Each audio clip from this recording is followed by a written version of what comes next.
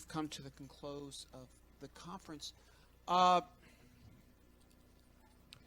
There was an interesting interchange here during one of the earlier talks that had to do with where do we go with politics. And one speaker had a particular point of view, and the person from the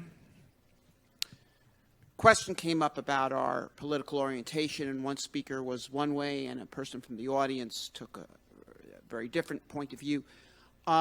We got to take both points of view. By that I mean the following. We have a multi-party system in the United States, and a lot of these political parties are basically just coalitions of people who are grouped together for purposes of pursuing power, and their actual political positions on various issues have changed radically, in some cases reversed positions within the recent period. The Democrats used to be for nuclear power. The Democrats created the American space program in the very real sense. Now you have not all of them, but some major figures who might conceivably get their nomination who are extremely adverse to the space program. The Republicans used to be pro-immigration. Republicans used to be for the Western Alliance. There are things here. These parties, they both entertain good ideas. They entertain bad ideas. We need to attempt to influence them, those of us who, because of our general political or orientations are more compatible with one or the other, need to get our ideas into those factions. The Democrats have an extremely proud tradition of space exploration. It was celebrated this year with the 50th anniversary of the Apollo moon landing. That should not be deserted. They should not be spitting on the legacy of John F. Kennedy and the rest, and even Franklin Roosevelt. They used to be for hydroelectric dams too, and similarly, the Republicans, yes, there are some there that are for a real space program, and others say, why are we spending money on this junk? Let's just cut taxes and forget it. Now, we have a complex international situation. You can take various takes on it, but look, if you want to win a race, the only way to do it is to run fast. Okay?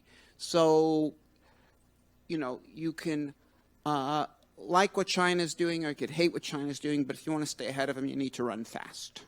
So what we have to do is do everything we can to improve our own space program.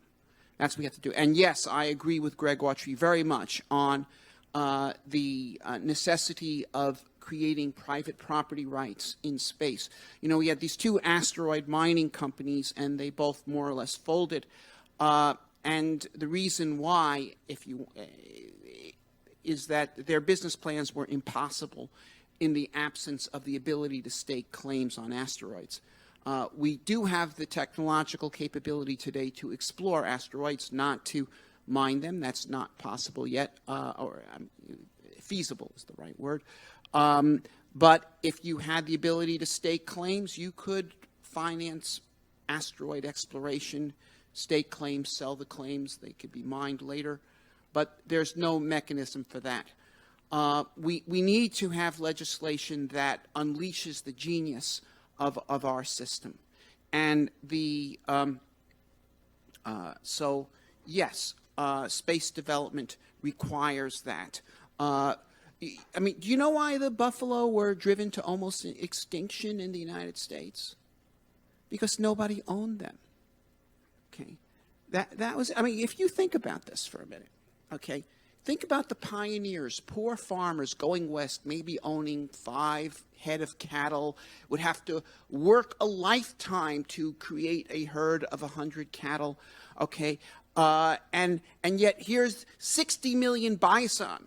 okay, who are better beef than cows, who do not require barns in the wintertime, okay? They are superior, and they just wiped them out because nobody owned them.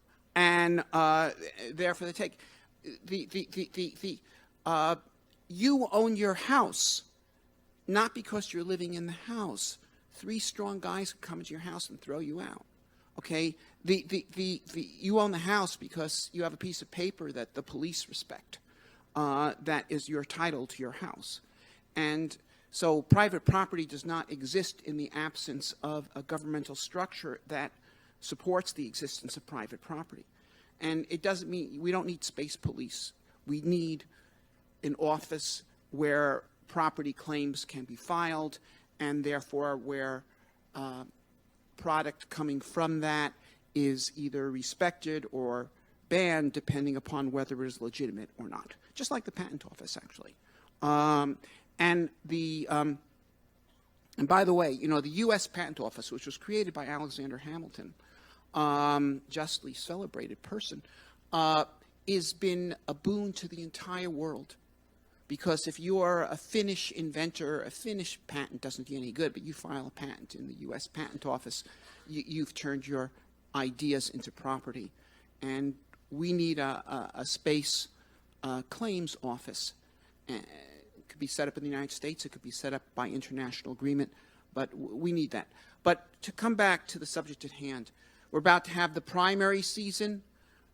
The politicians will be on parade. They will be within reach of you in Iowa and New Hampshire and other places. They'll be at bingo parlors. They'll be everywhere without barriers to talking to them. You got to talk to them, and you got to make it clear the American people want a space program that's going somewhere.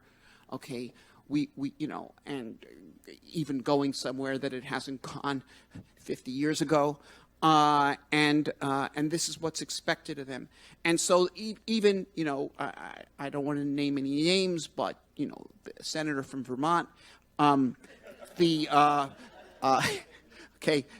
even if you can't get him to be pro-space, you need to let him know that if he wants to shut down the American space program, that he would be doing something that is politically unwise and detrimental to things that he really cares about.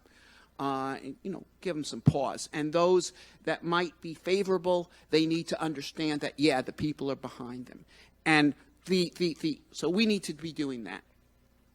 And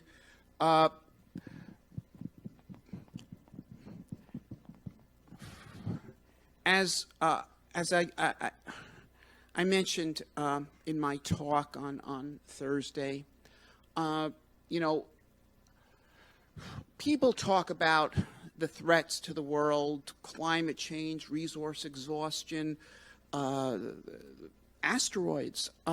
But the things that caused the great disasters of the 20th century were none of those. They were bad ideas, and in particular one bad idea, which is that there isn't enough to go around. And it's that idea that ultimately sets people against each other, that sets nations each other, that sets, planning departments and various military political establishments to be drawing up their plans against each other in the belief that.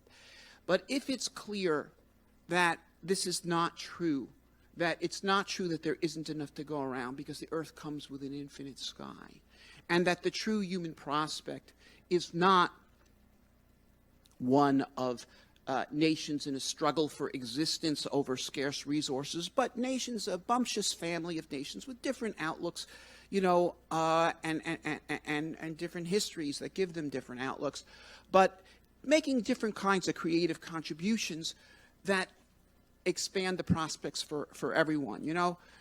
China's developing now because of things like this and this that were invented in the West. And we were able to get all that because of things like this that were invented in China. And, yeah, paper, printing,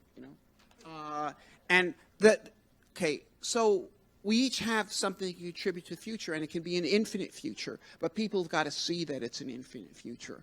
And then we can work the rest out. And and that's our job. Elon Musk, at his speech, he alluded to this a little indirectly, but he said, we have to have a future where people see hope. okay? And, you know, and that's why he's doing it, and that's why I'm doing it, okay?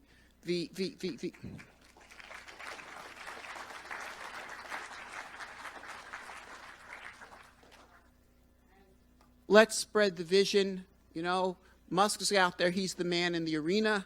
And, but he could skate off the ice. He's a risk taker. We need more Musks. We need more people seeing this vision. So there'll be more enterprise, more hope, a greater future. Thank you. See you next year.